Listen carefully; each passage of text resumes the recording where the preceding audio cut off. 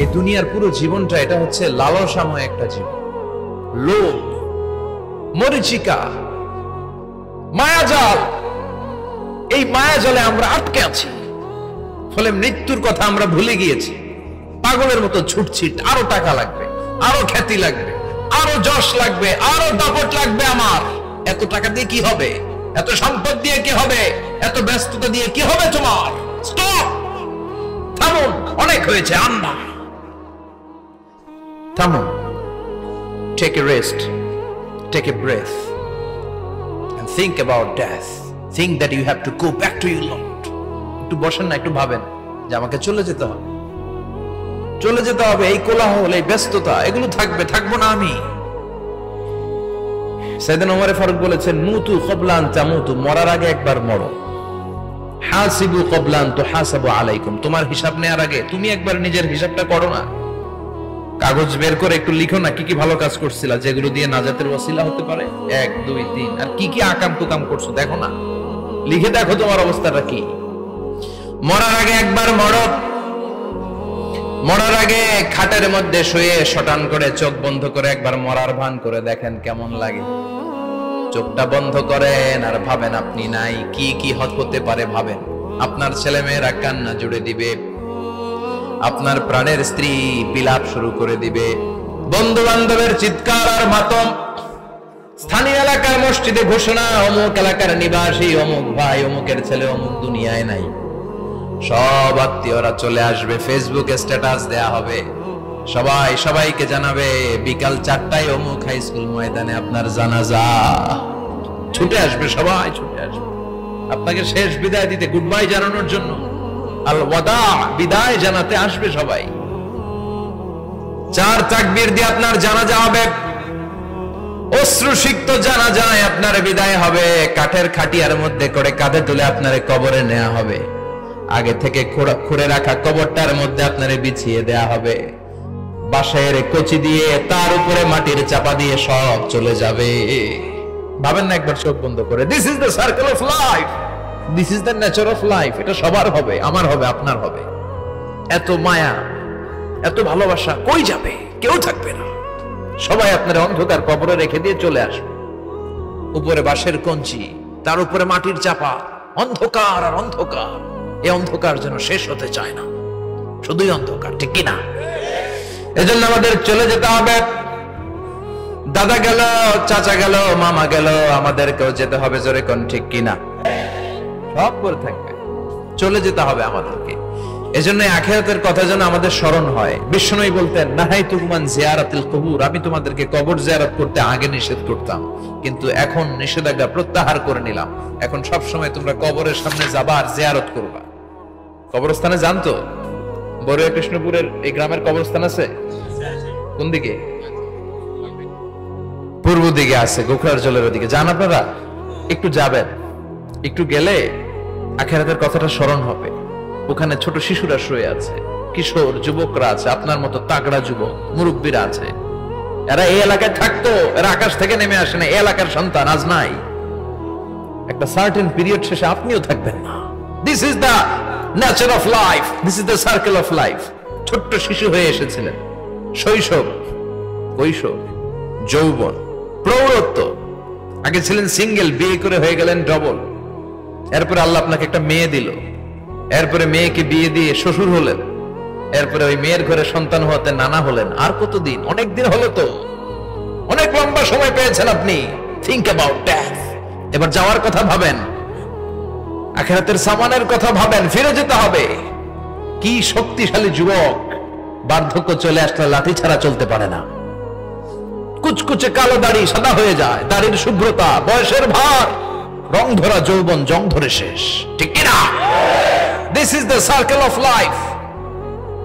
যুবক ভাইরা, এটাই জীবন, চলে যেতে হবে, কেউ থাকতে পারবে না, ঠিক কিনা? এটা রিমাইন্ডার আল্লাহ এই সূরার ভেতরে দিয়েছে যে তোমাদেরকে ফিরে যেতে হবে। এই লোভ লালসা ছেড়ে দাও। রব্বুল আলামিন বলেন, আলহাকুমুত তাকাসুর হাত্তা যুরতুমুল মাকাবির। ও গোলাম, দুনিয়ার সম্পদ, লোভ লালসা তোদেরকে পাগল বানিয়ে দিয়েছে। এই লোভ পাগলামি কোনোদিন তোদের থামবে না যতদিন না তোরা কবরে ঢুকবি, ঠিক কিনা? কার কথা? আল্লাহ বললেন দুনিয়ার সম্পদ আর লোভ আর মোহে তোমরা গাফেল হয়ে গিয়েছো, আখিরাতের কথা বেমালুম তোমরা ভুলে গিয়েছো। কিন্তু আখিরাতে তোমাদের যেতেই হবে, কবরের বাড়িতে তোমাদের ঢুকতেই হবে, ঠিক কিনা? যেতেই হবে। আমরা ভুলে যাই। আলহাকুমুত তাকাসুর, অতিরিক্ত পাওয়ার লোভ, বেশি বেশি খাওয়ার লোভ, বেশি বেশি জমানোর লোভ মানুষকে গাফেল বানিয়ে দিয়েছে। এটা মানুষের স্বভাব। আরো চাই, আরো চাই, এই স্বভাবটা আছে না নাই? দেখবেন ছোট বাচ্চারা মসজিদের দোয়া অনুষ্ঠান শেষে জিলাপি দেয় না? বড়ে কৃষ্ণপুর কি দেয়? আগে বাতাসা দিত না, এখন কি দেয়? জিলাপি দেয়, মিষ্টি দেয়। তো মসজিদের 2-3 গেট থেকে যদি দেয়, ছোট বাচ্চারা দেখবেন এদিক দিয়ে কয়েকটা নিয়ে আবার ওই গেটে লাইন ধরে। ওর হাত হলো ছোট হাত, ওর হাত ভর্তি জিলাপি, আর নেওয়ার জায়গা না, এরপর আরেক জায়গায় লাইন ধরছে। আরো লাগবে, আরো লাগবে, এই আরো আরো আরো চাই। এই স্বভাবটাই মানুষকে কুড়ে কুড়ে শেষ করে দিয়েছে। এত লাগবে কেন তোমার? চাহিদার কোনো শেষ নাই। Unlimited demand of human being. যার আছে বেশি তার চাই বেশি। যার সাইকেল আছে তার হোন্ডা চাই, হোন্ডা আছে তো প্রাইভেট কার চাই, প্রাইভেট কার আছে তো প্লেন চাই, প্লেন আছে তো হেলিকপ্টার চাই, হেলিকপ্টার আছে তো ওইটা চাই, ওইটা আছে তো সেটা চাই, ঠিক কিনা? এলাকার মেম্বার যে হয়েছে চেয়ারম্যান হতে চায়, আছে না নাই? চেয়ারম্যান সাহেব এমপি হতে চায়, আছে না নাই? এমপি সাহেব মন্ত্রী হতে চায়, আছে না নাই? মন্ত্রী সাহেব প্রধানমন্ত্রী হতে চায়, আছে না নাই? কিন্তু এই দেশে সুযোগ নাই। কথা কন। এই দেশে প্রধানমন্ত্রী সিলেক্টেড। 2-3 জনের বাইরে কেউ প্রধানমন্ত্রী হতে পারবি না, ঠিক কিনা? আমার এই জীবনে তো আমি 2-3 জনই দেখলাম। বেগম খালেদা জিয়া, মাননীয় প্রধানমন্ত্রী শেখ হাসিনার ছোট্টবেলা দেখেছি এরশাদকে, আমরা তখন ছোট। তো মানুষের চাহিদার কোনো শেষ নাই। যার আছে বেশি তার চাই বেশি। এজন্য বিষ্ণু বলেছেন উনজুরু ইলা মান হুয়া আসফালা মিন, তোমার চেয়ে যে খারাপ আছে ওর দিকে তাকাও। ওয়ালা তানজুর মান হুয়া আ'লা মিন, তোমার চেয়ে যে ভালো আছে ওর দিকে তাকায়ও না, তোমার চেয়ে যে খারাপ অবস্থানে আছে ওর দিকে তাকাও। অনেকে নিজের অবস্থান নিয়ে সুখী না, এরকম আছে না নাই? আল্লাহ আমার এটা দিল না রে, ওইটা দিল না রে, পাইলাম না রে, কিচ্ছু হয় না, কি করব জীবনে, হতাশ। আসলে আছে কিন্তু অনেক, কিন্তু শুকরিয়া নাই, ডাকাত, ঠিক কিনা? নিজের অবস্থান নিয়ে সুখী না। কিন্তু অনেক লোক আছে তারা আপনার অবস্থানে পৌঁছতে চায়। তাদের দিকে তাকিয়ে দেখেন, আপনি যে অবস্থানে আছেন এই অবস্থানে পৌঁছাটা অনেকের কাছে স্বপ্ন। তারা প্রতিনিয়ত সংগ্রাম আর স্ট্রাগল করে যাচ্ছে আপনার অবস্থানে পৌঁছতে, আর আপনি এটা নিয়ে সন্তুষ্ট না। শেখ সাদির নাম শুনেছেন? বালাগাল উলা কাশাফাত দুজা, এই কবিতাটার রচয়িতা ইরানের বিখ্যাত এক কবি। উনি একবার আর্থিক সমস্যার মধ্যে দিয়ে সময় কাটাচ্ছেন, টাকা নাই, পয়সা নাই, পায়ে দেওয়ার মতো জুতা নাই। উনি খুব দুঃখ পেলেন, হায় রে, আমি ইরানের এত বড় কবি, আমার পায়ে দেওয়ার মতো জুতা নাই। দুঃখ ভরা মন নিয়ে রাস্তায় হাঁটতে বেরোলেন। হাঁটতে হাঁটতে হঠাৎ দেখলেন একটা লোক শুয়ে শুয়ে কাঁদছে, ওই লোকটার 2টা পাই নাই, পাই নাই। উনি সেজদায় পড়ে গেলেন, আল্লাহর কাছে ক্ষমা চাইলেন, আল্লাহ অনেক দিয়েছো, শুকর আলহামদুলিল্লাহ। এজন্য যেই পরিস্থিতিতেই থাকি না কেন আমরা কি পড়বো? জোরে বলেন, কি পড়বো? এজন্য কানাতু মিনাল ইসলাম, অল্পে তুষ্ট থাকার নাম হলো ইসলাম। সম্পদ লাগবে কিন্তু সম্পদের পাহাড় লাগবে না, ঠিক কিনা? অল্প খান, অল্প পড়েন, অল্প জমান, অল্পের ভেতরে বরকত ঢুকায়া দিছে কে? দেখবেন যাদের সম্পদ অল্প তারা সুখী বেশি। জরিপে এটা দেখা গিয়েছে, অনেক সার্ভেতে এটা এসেছে, যারা সম্পদশালী এরা দুঃখী বেশি, এদের দুঃখ বেশি, টেনশন বেশি। খুব স্বাভাবিক, টাকা যার বেশি রোগ তার বেশি, টাকা যার বেশি টেনশন তার বেশি, টাকা যার বেশি ঘরে শান্তি তার কম, আছে না নাই? ঘরের ভিতরে অশান্তি, ছেলে কথা শোনে না, ছেলে টানে গাঞ্জা, মেয়ে করে পরকিয়া, আছে না নাই?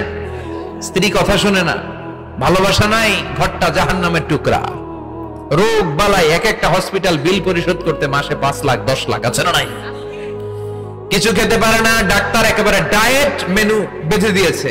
ডায়েট, ভেরি ডায়েট মেনু, এটা এটা এটা এটা কিছুই খাবেন না, শুধু গরু খাবেন না, খাসি খাবেন না, চিংড়ি খাবেন না, খালি ঘাস খাবেন।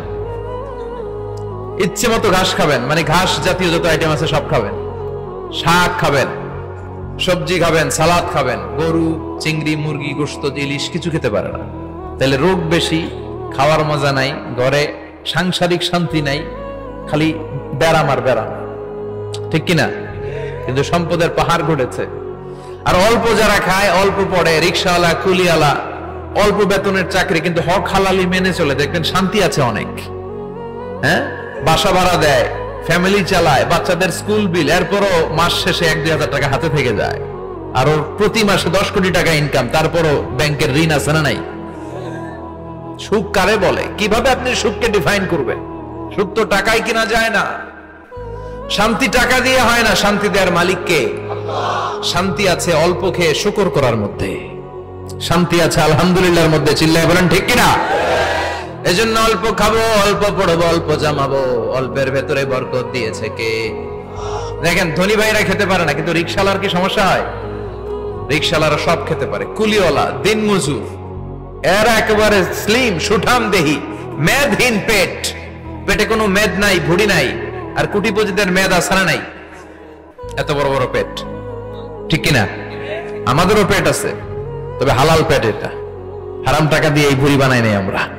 চিল্লে বলেন ঠিক কিনা? রিকশাওয়ালা, কুলিওয়ালা নিজেও নামাজ পড়ে, বউ নামাজ পড়ে, বাচ্চাটাও নামাজ পড়ে, রিকশা চালায় আর জিকির করে লা ইলাহা